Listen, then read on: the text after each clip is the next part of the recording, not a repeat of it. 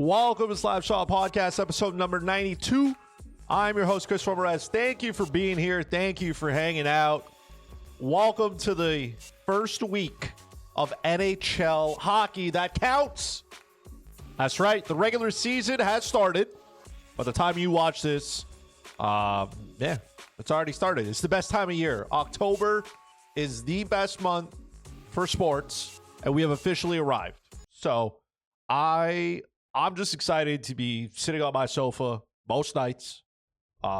Yes, you can watch football. Yes, you can watch baseball.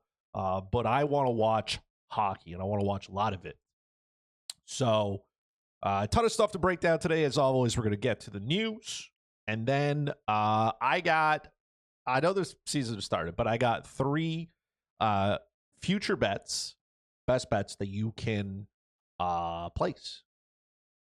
You know, give you some skin in the game all year round, right? Why not? Why not, right? We're going to have a whole bunch of fun with that. If you are new here, you found yourself in here by accident, I appreciate you being here. Go ahead, hit the sub button, ring the bell if you're watching over on YouTube. If you are listening to this in an audio form, I appreciate that too. Make sure you go ahead and hit subscribe or like or follow.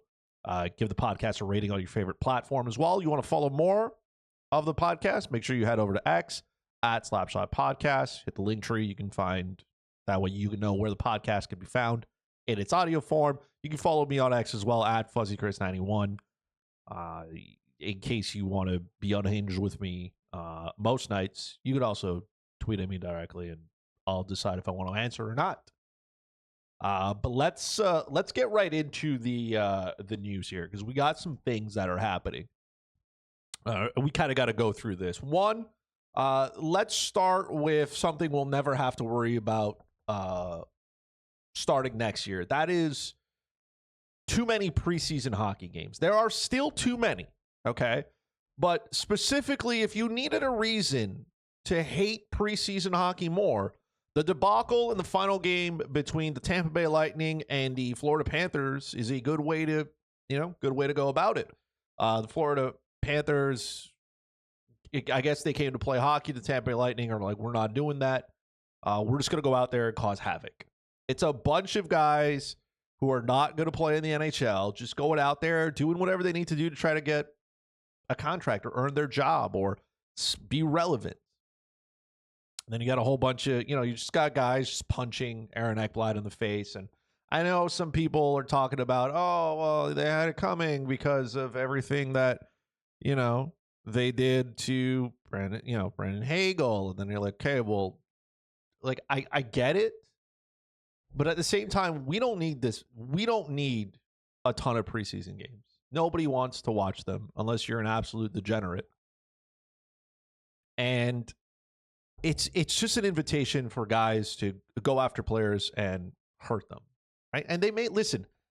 For a guy who's a fringe NHL player at best, he's got to find a way to make the team. So he's going to ride that line pretty close. It is what it is. But there was like 4-game misconducts. Like the first period hadn't even finished. I think that game finished like 300 some odd penalty minutes. Like that's not a hockey game. That's like preliminary fights in the UFC at best. So I will not be crying that as of the start of next year, we won't see as many preseason games. Great. Let's get the show on the road. Let's go. Move. Speaking of move, players who are not going anywhere, Kyle Connor has signed a contract extension to stay in Winnipeg. That's right. 8 years, $12 million per. Good for Kyle Connor. Good for the Jets. They get that sign. There's all this narrative a lot about players not wanting to be in Winnipeg, but they've locked up a lot of players to long-term deals, right? If you think of Mark Scheifele, Connor Hellebuck that wanted to be there. I think Josh Morrissey's was locked up as well. Sometimes people are going to bring up Nikolai Ehlers, but Ehlers he re-signed after his first contract ended, I guess if you want to use that term, before deciding he wanted to be somewhere else. And to his defense, he wasn't being used correctly in Winnipeg. But seems like players want to be there. Good for them. Good for the Winnipeg Jets. Kyle Connor deserves the money. I don't think there's anything wrong with that. That core seems to be locked up Let's hope they can go on a nice run here. Sticking with players who have signed contracts, Filip Gustavsson. He signed a 5-year, $6.8 million extension with the Minnesota Wild. Now, if you listen to the previous podcast, which I know you have, of course, I was very high on Filip Gustavsson going into this season and fantasy. I thought, I didn't think this contract would get done so early, but good for Minnesota on getting it done. They gave Kirill Kaprizov the boat, right? They unloaded the truck. Nice to see they had some money left. I think 6.8 is a bargain for what Filip Gustavsson can bring to this team. Like I don't think he's there just yet at his peak. And I think he could be even better. And with the cap going up the way it is, I feel like this is a bargain. I thought this could have gone on a little bit. I thought maybe his representatives would have wanted it to go on a little bit more. There's no signing bonus here in his deal. It's like pure salary, that just like handing it out kind of thing every 2 weeks. So good for Minnesota. Good for Billy Garrett getting this tiny piece of work done. Good for Filip Gustavsson. I'm still high on him in fantasy. Like, there's no question about it. That's not going to change. But good for him. We're going to stick with contracts. It's all contract extensions. Jack Eichel, he also, this like an hour before I sat down, Jack Eichel extends his contract with the Vegas Golden Knights. He gets 8 years, $13.5 million per season. That is more than he's making now. I think he's making 11.5. So Vegas's cap is something they don't believe in. Like, they don't have to worry about that. I know there's a lot of rules now that are in place. You need to be salary compliant for the playoffs. They did put Alex Pietrangelo on season-ending LTIR, so he cannot come back for the regular season or the playoffs. He's done. Frees up a whole bunch of cap space for them. I can't imagine a scenario where he is healthy enough, Pietrangelo, to come back and play. So I guess that money's off the books.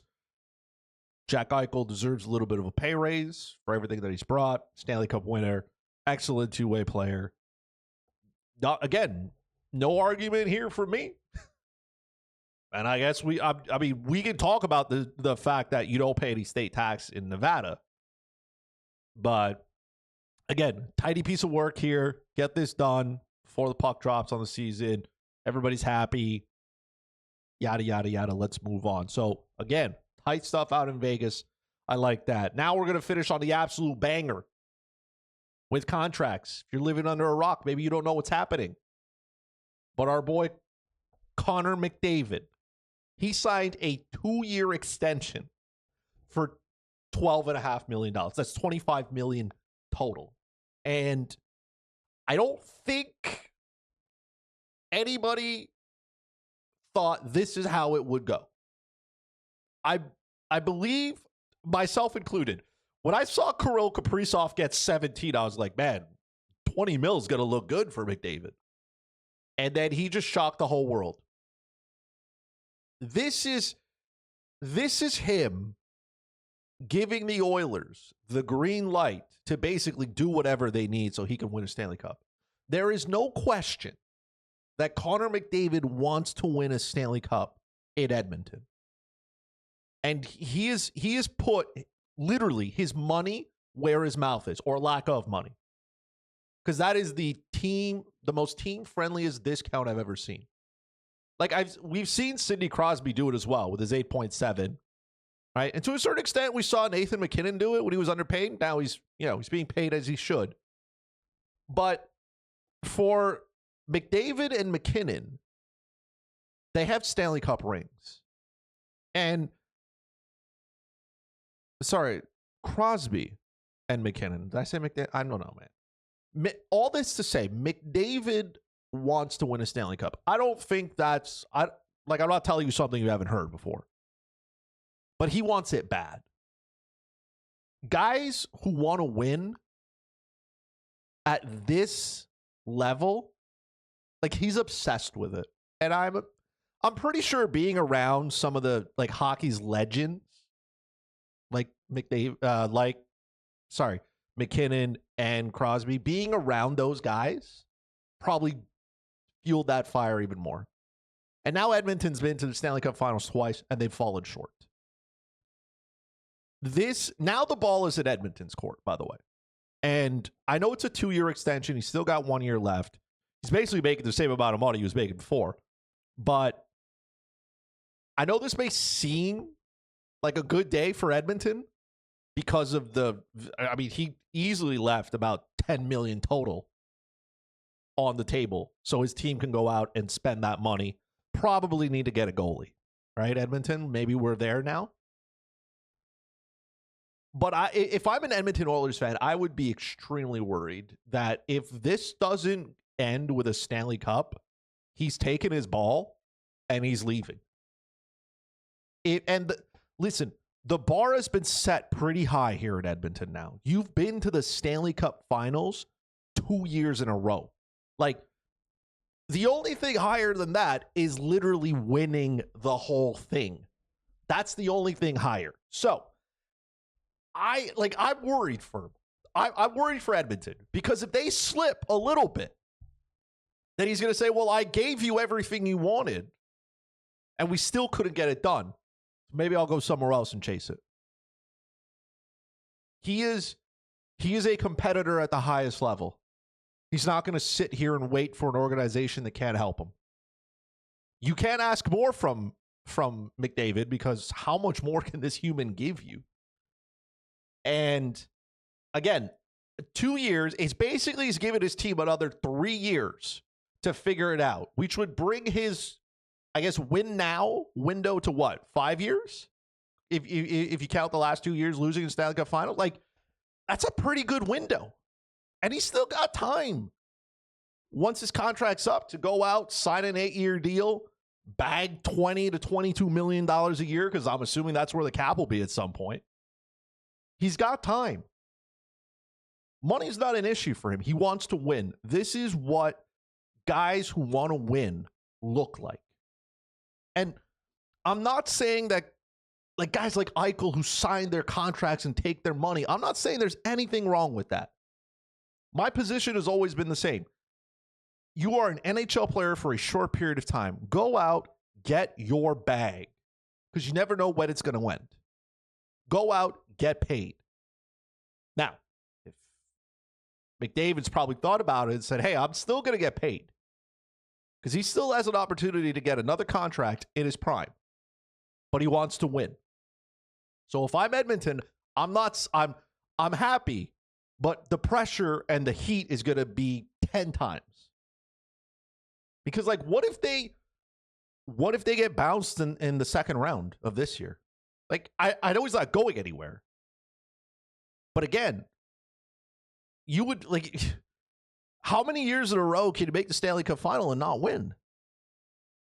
I just feel like it's cup or he's going somewhere else. And that's a pretty high bar to set. So the rest of ownership now and the rest of management's got to make sure that they dot every I, cross every T, and do everything possible to make sure that they put the best roster on the ice with Connor McDavid. It starts tonight, Wednesday, because Edmonton takes on Calgary. But man, I was like, this is what winners do. Winners make sure that everybody else can eat and that they win. But if I'm an Edmonton owner, if I'm an Edmonton Oilers fan, or if I'm in management with that team, I'm like, he's given us a time, like he's given us a time frame, clock's ticking. We got to figure it out, and we got to win. So, again, good on Connor McDavid. You can't say he doesn't want to win. He's done everything else, and he will continue to do everything else. But he is not, under any circumstance, saying, I'm not going to give you the best opportunity to give me the best team on the ice. So, shout out to him. That was the news. I appreciate all of you. This is what you may have missed if you live under a rock. Let's turn the page here. Let's go over to, what is it here? There we go. Some NHL best bets. Now, because my mom doesn't like that I call them bets, we're going to call them NHL midterm financial planning. It's not short-term financial planning. It's not really long-term because it's less than a year. That's literally the term. If it's less than a year, it's not long term. Like, because short term is like daily bets, right? So we're gonna call these mid term bets. It just doesn't sound right, but we'll call them best bets. All right, midterm financial planning, whatever. Just so mom's happy. All right. So we got 3 of them, and it's very important that we listen. Now you still have time to play these. I found them all on Bet365 because that's what I use. That's what's available where I am. If you could find them on your favorite platform, if you find them on FanDuel, DraftKings, BetMGM, wherever you enjoy it, you can go ahead and do so. I will state, right? If you have a gambling problem, please, okay, gamble responsibly and always wager what you can lose. Okay? Make sure that's the number one thing. That's the most important part. Play within your means. All right. Let's start off here. Okay. Let's start with the first one. The first best bet here I got is the Vancouver Canucks under 90.5 points this season. Okay. You can get that, like I said, Bet365 minus 115. 90.5 is quite the number. I think that number is too high for this team. There are a lot of uncertainties when it comes to the Canucks. One being Thatcher Demko and his health and how much his body can hold up. Number 2, Elias Pettersson and how much he can step up and produce and play. Those are 2 big question marks. The next question mark is just the whole team in general, right? Because if you take a look at their lineup, there's skill missing. Like, this team doesn't have enough skill. You have Quinn Hughes, right? I'll throw Elias Pettersson in there just because he can be elite, right? Thatcher Demko is a above average goalie. I would believe so. But after that, like, what is it? Jake DeBrusk? Connor Garland? Like, Brock Besser is good, but he's not elite. Right? Evander Kane's there now. Like, what are we doing? There's a lot missing in this lineup. It's going to be hard to score every night. And they're in a division where, yes, they can get some wins, but they also got to play some teams that are going to spank them most nights. So, like, Vegas is going to spank them. The Oilers are going to spank them just because they can outscore them. If you think that other teams have started to improve, i.e. the Anaheim Ducks and the San Jose Sharks,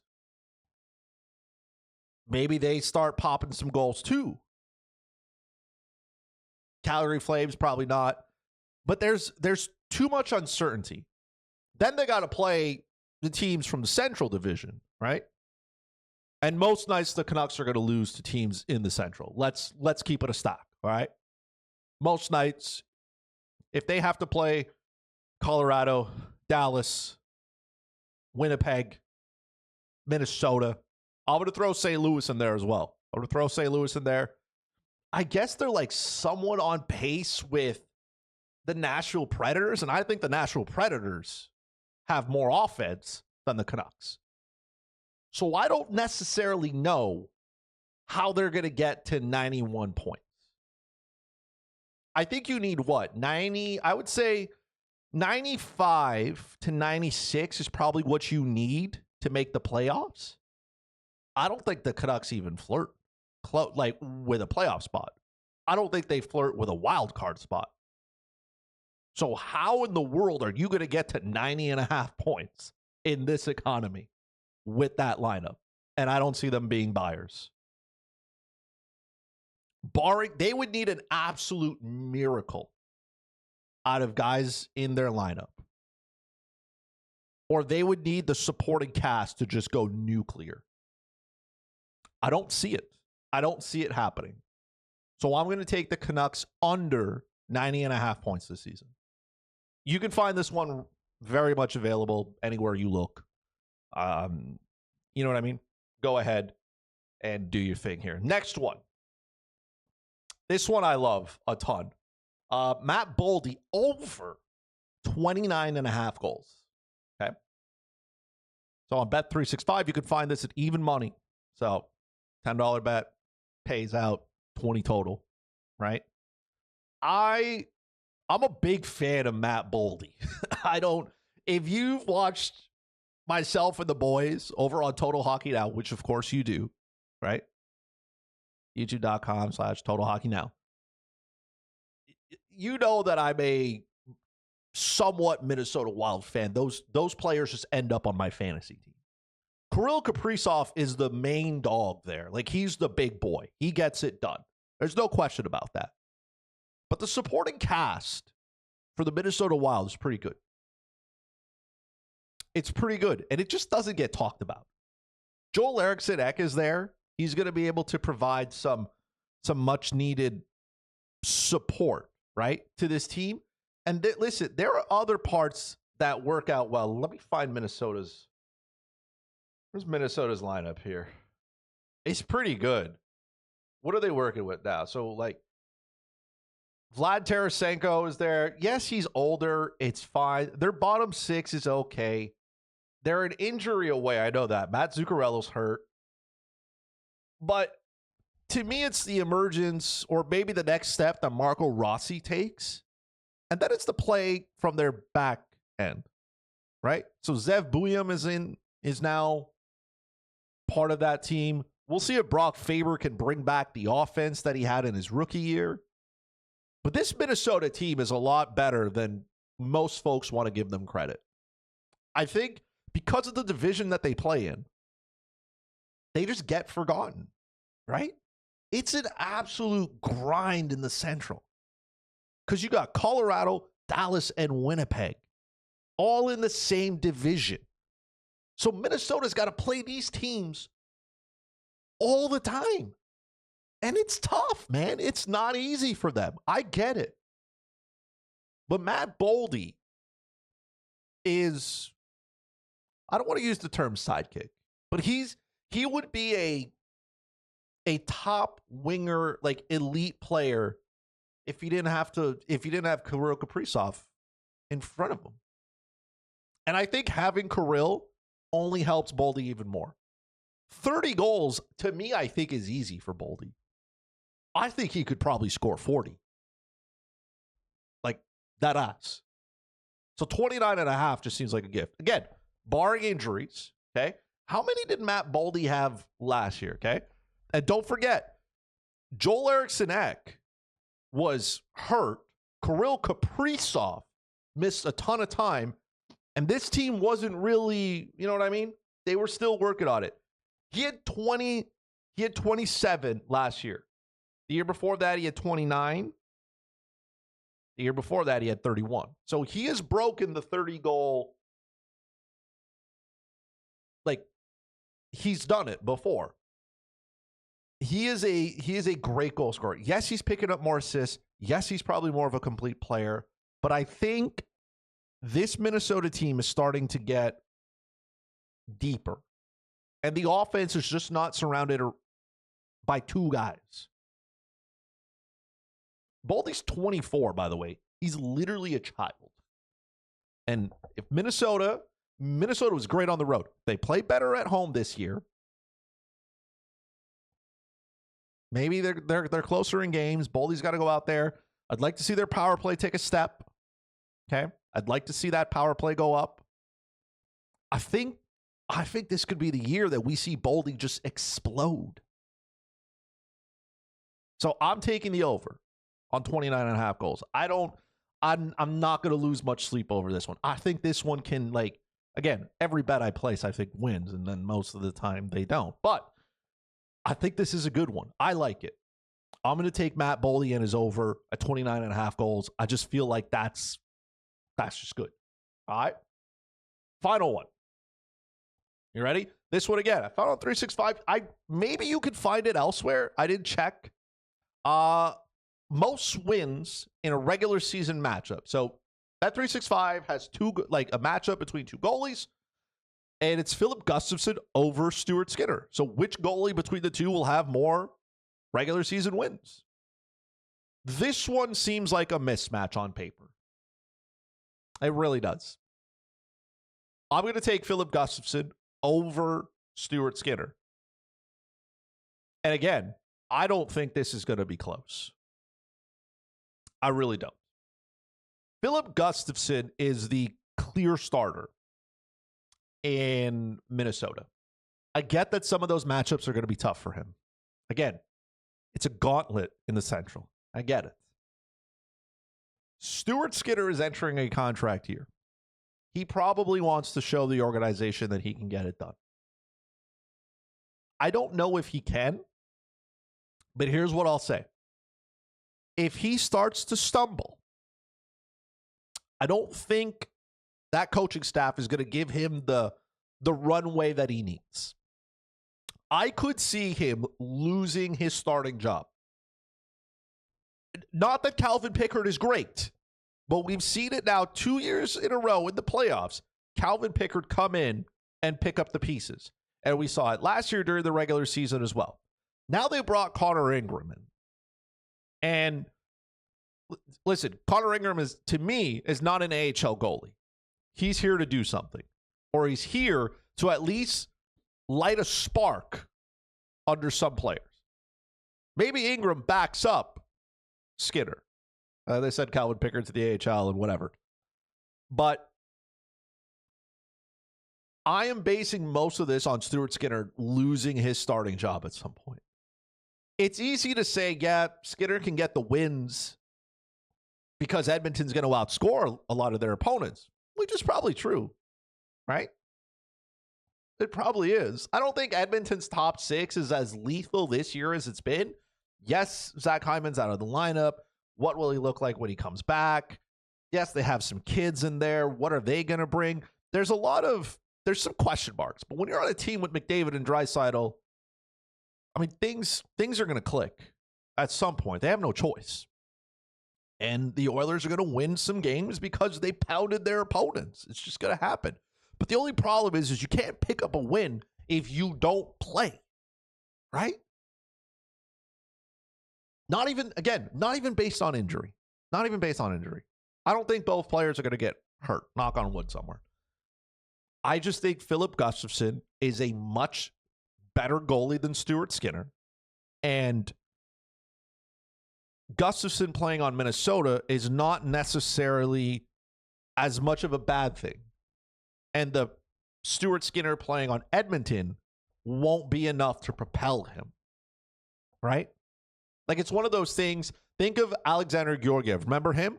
Now, by the way, he's in the AHL in Buffalo. So, Georgiev led the league 2 years ago in wins for Colorado. You know what I mean?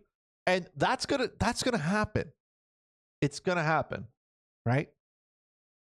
Personally, I don't think Colorado really had anybody to challenge Georgiev. Edmonton is gonna have goalies, or at least give them the shot. So I don't think Stuart Skinner plays like 60 games. And if he only wins half of them, that's 30. Right? I don't know. I'm not there yet. I don't think so. If this becomes a straight time split, like a 50-50 or like a hot hand kind of thing, maybe Stuart Skinner wins like 22 to 26 games. And I think Filip Gustavsson can win more than that. I think Gustavsson can win 35 plus games this year. So to me, this one just feels like there's enough upside on Filip Gustavsson. This odd to me is it's too close to even, right? Minus 110 is too close. I think that gap is wider, or at least I believe it should be wider. So I'm going to take advantage of this number that's given to me. It feels free. So over on Bet365, if you go into the future section and you dig deep a little bit, you'll find these, matchups between two goalies. They have some for players as well. I dug through them, but trying to find something a little bit more fun. And I found this, and I love it. This is a good one. So let's recap, because I know some of you showed up late. The Canucks under 90.5 points on the season. Okay. Matt Boldy over 29.5 goals. And of course, Filip Gustavsson with more wins and Stuart Skinner. It's not bad, huh? It's not bad. There you go. Cover the news. Cover some best bets. What a very successful day this has been. This has been great. I appreciate hanging out with all of you. I know this will come out on a Wednesday, by the way. So ideally I do this every Monday. You're just going to have to hit the sub button, ring the bell to know when they drop. If you follow, then that's the easiest way to know.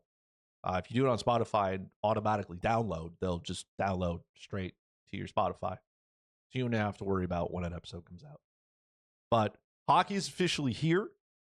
We're going to be covering more best bets. We're going to be talking all kinds of hockey things, fantasy hockey as well, all kinds of fun stuff.